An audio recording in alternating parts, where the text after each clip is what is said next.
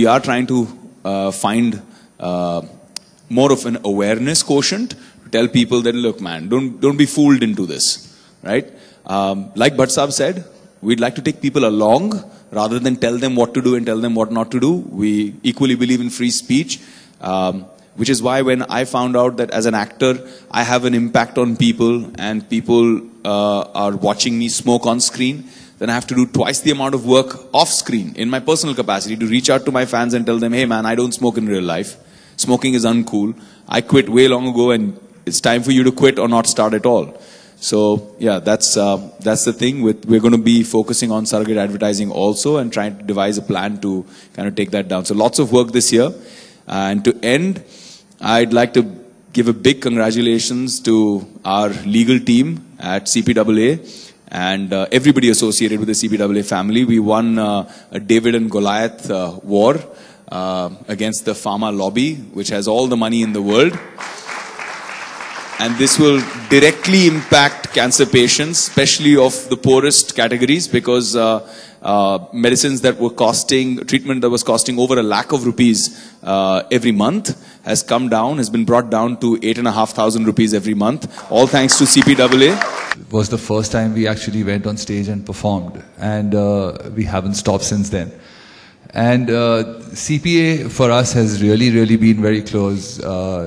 We've seen a lot of people succumb to cancer, a lot of people fighting it, and people really close to us have gone through it. So this is a cause that has a lot of meaning for Salim and me, and we like to thank CPA for letting us express that feeling and that concern through our music for CPA.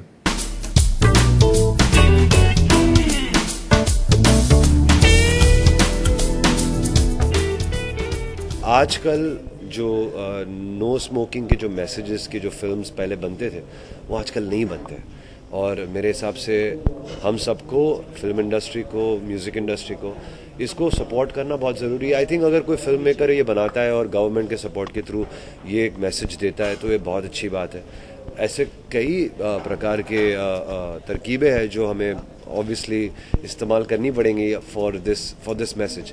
जैसे कि कल का concert है, वो एक support है कि लोग, हम ऑब्वियसली ये इसको सपोर्ट करते हैं, और ये बहुत स्ट्रॉन्ग म्यूज़िक एक बहुत स्ट्रॉन्ग फोर्स है।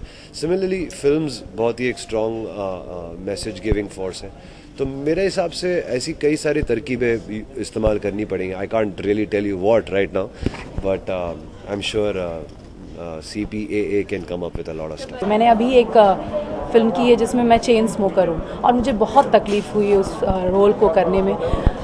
इवन सिगरेट जलाना भी मेरे लिए बहुत मुश्किल हो रहा था। हर बार कभी अगर अंदर चला जाए उसका धुआं तो मुझे बहुत तकलीफ़ हो रही थी। तो मैं समझ नहीं पा रही थी कि लोग जो स्मोक करते हैं और चेन स्मोकर्स होते हैं वो कैसे अपनी ज़िंदगी में इसको बहुत ही कूल समझते हैं और सोचते हैं कि इसको मतलब इसको पीने से शायद मैं बहुत ही हैंडसम लगने वाला हूँ या लड़कियाँ बहुत ही थिन हो जाएंगी। ये भी एक परसेप्शन है। आई थिंक उनको समझना चाहिए कि हम कलाकार स्क्रीन पे हमें करना पड़ता है क्योंकि हम एक किरदार निभा रहे हैं।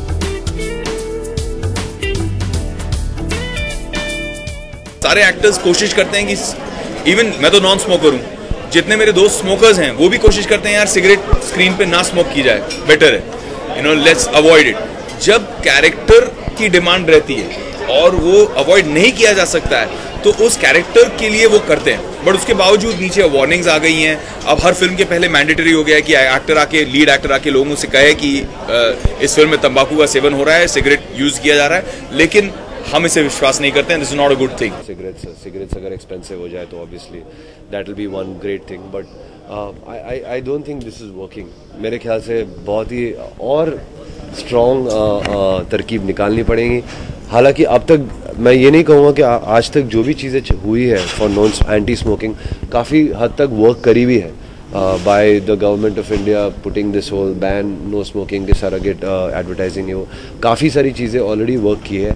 मैं कहूँगा कि ये बहुत अच्छा रिस्पॉन्स है, लेकिन इससे थोड़ा और ज़्यादा करना पड़ेगा।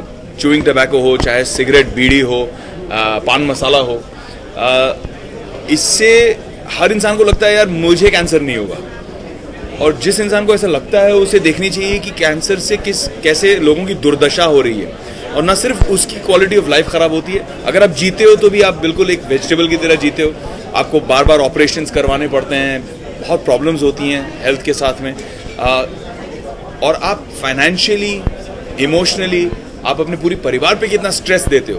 तो एक ही सवाल आप अपने आप से पूछिए, इज इट वर्थ इट?